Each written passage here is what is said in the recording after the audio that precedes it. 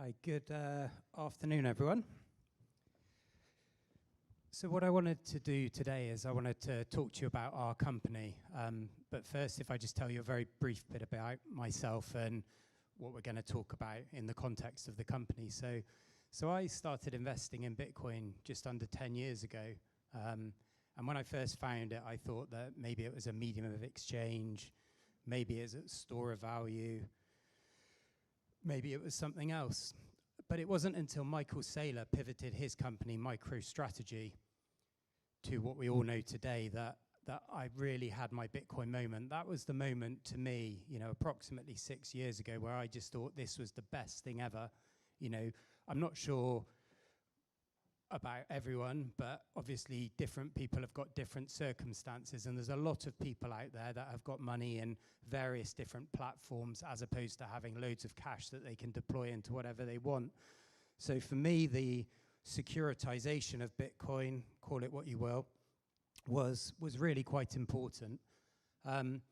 Fairly shortly after that, so say 3 years ago, I started looking around because I wanted a UK version of MicroStrategy.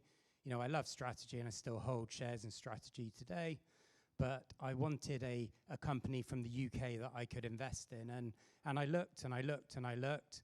And then I guess 18 months ago, I got fed up of looking and I thought, well, if no one else is going to do this, I will list my business on the stock market. And that's what I did. April 2025, we became a public company. So that's the intro. Obviously, we're a public company, so there are various rules. So what is the Smarter Web Company? So it's very simple, really. We're an operating business with a Bitcoin Treasury. So under the UK rules, and most of the countries out there are the same, you can't just be a fund. Well, you can, but then there's different rules. So if you want to be listed on a stock market, in most cases, you need to be an operating business. In the UK, that's true. So we are the business that I ran for the last 16, 17 years, the Smarter Web Company. It's a web design firm, an operating business. We also have a Bitcoin Treasury. And this is the bit that people don't necessarily understand. What we're really doing is we're building a balance sheet. That is the business.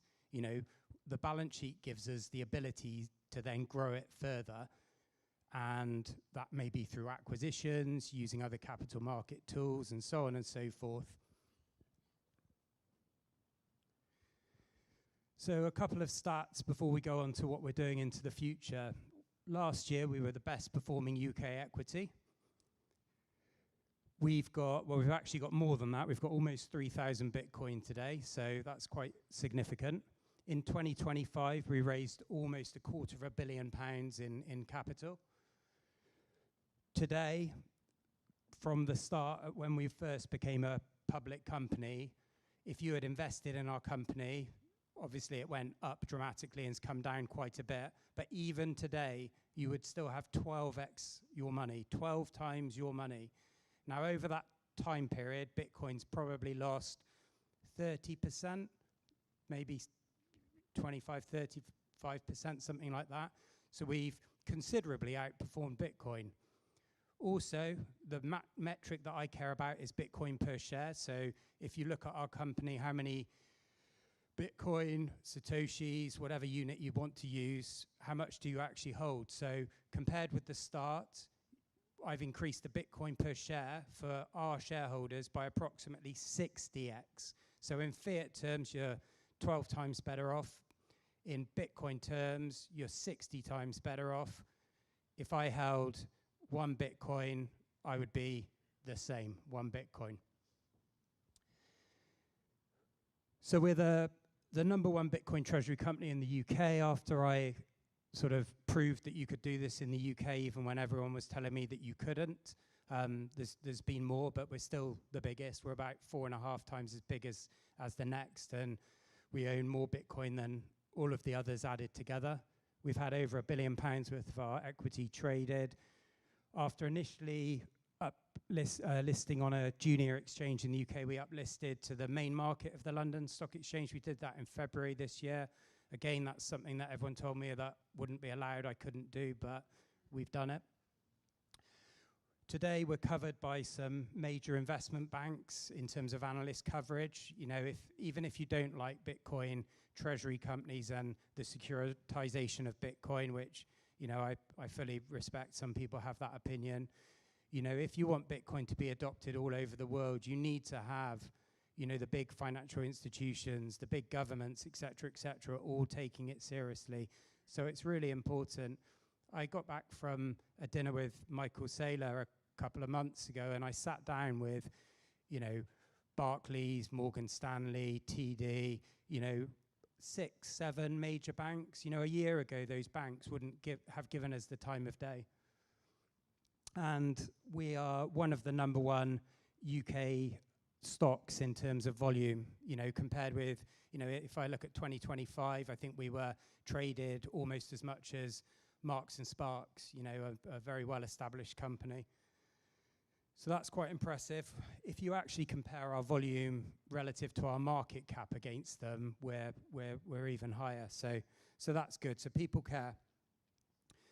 So I won't spend too much on the next slides that we've got, which is all about Bitcoin and why it's so good, because by being here, I think you've probably in agreement on that one.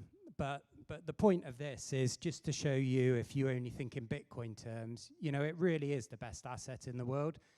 Historically, going back to 2011, this data, you can see that almost every single year, it outperformed every other type of asset.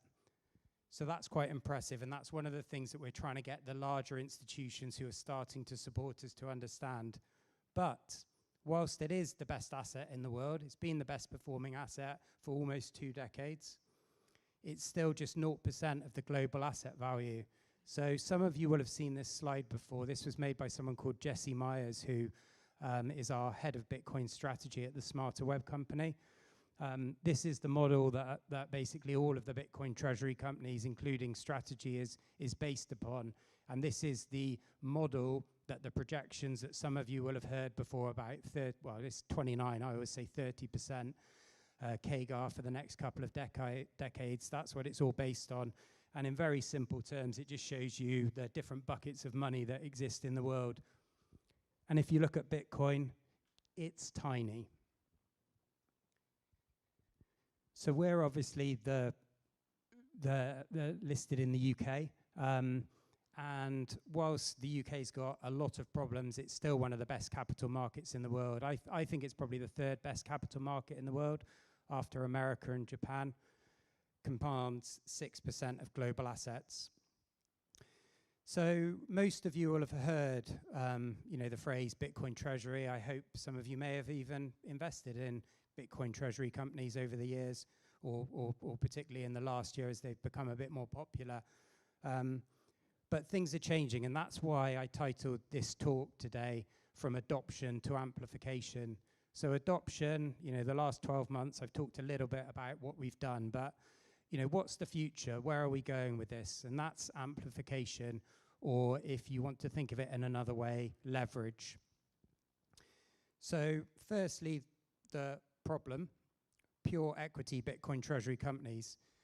So in very, very simple terms, this is how they work.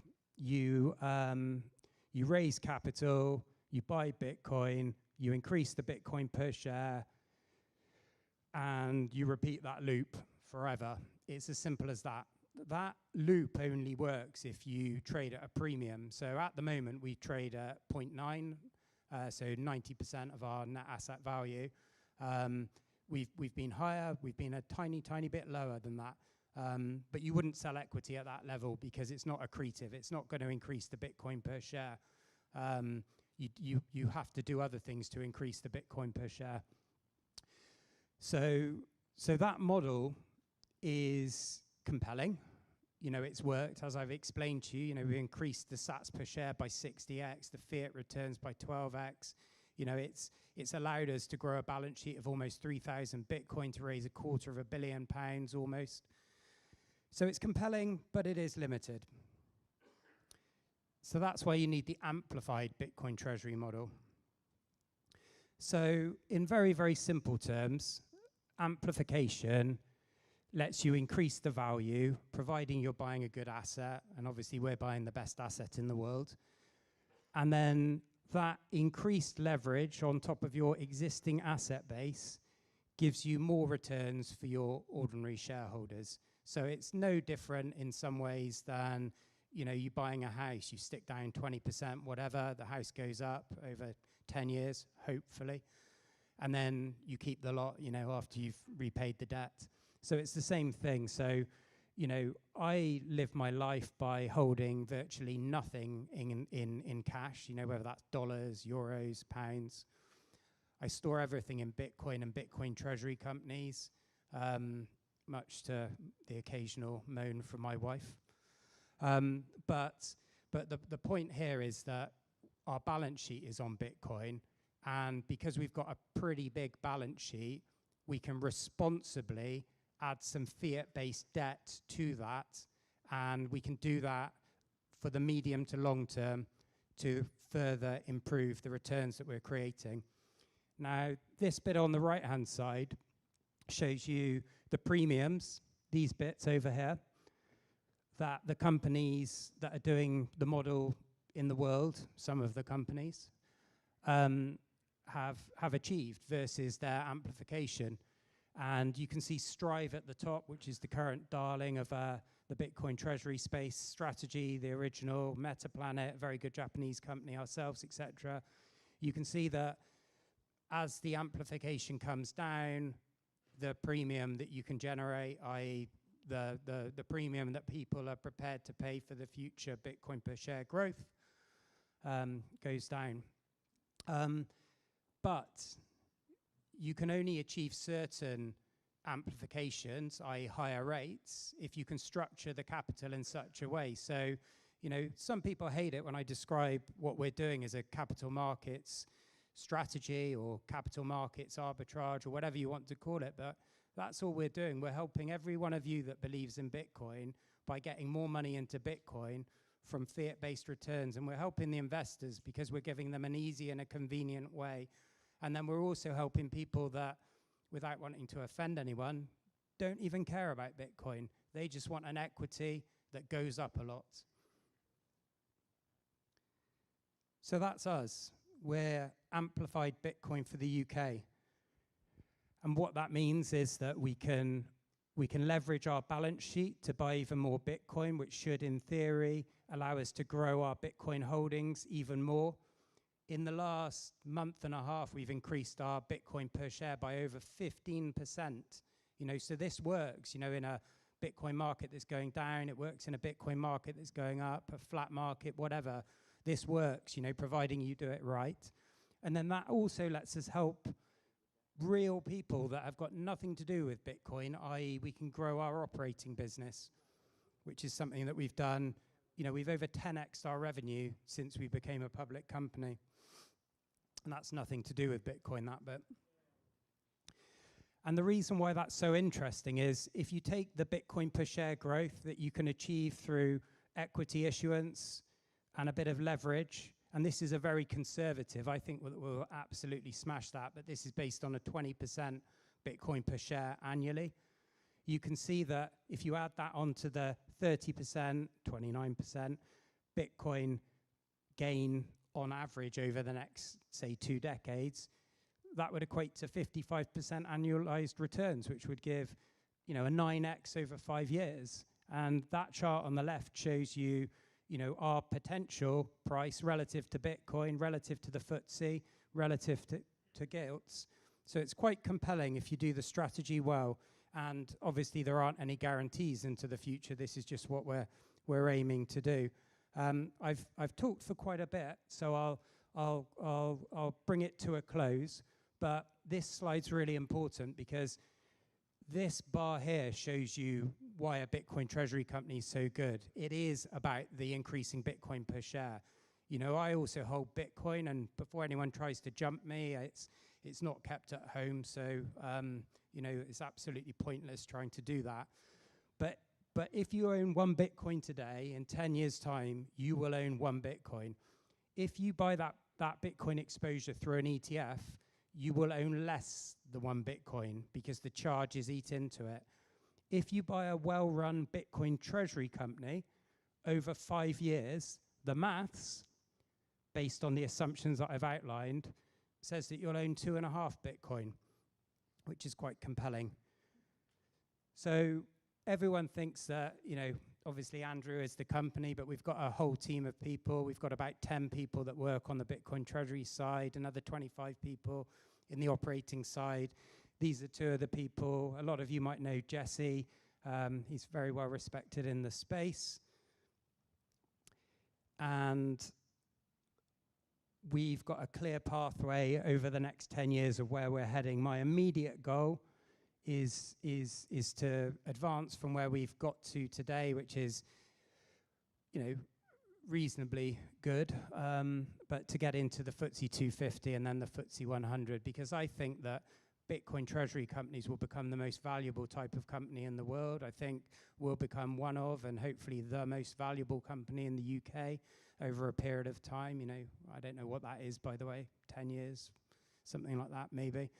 But this is how we're going to do it on the right-hand side. And you can see the dotted ticks that we've already been advancing through there. So, I hope that was of some interest to all of you and appreciate you listening.